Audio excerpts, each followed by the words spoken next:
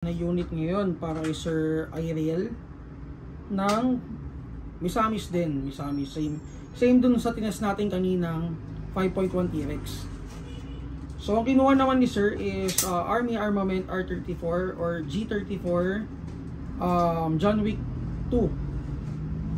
So with full markings yan guys, TTI markings, naka fiber optic front sights, threaded barrel with TTI markings dun sa slide.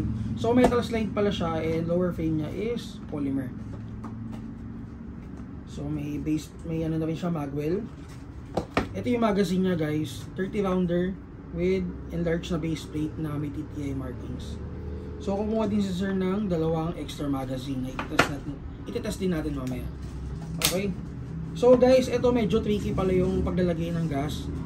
Ito turo ko na rin. Ito may ano to, may Allen key.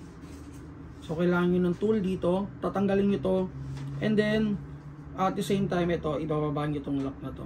So ito lang naman yung kumakalso dito sa may mismong base nung magazine.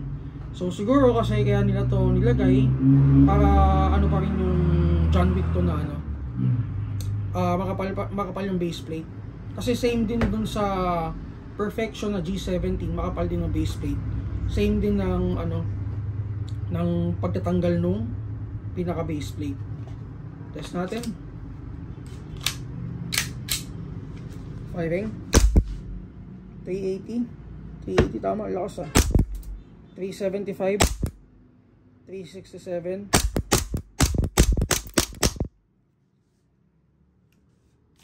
Ayan, medyo masigip lang tanggalin.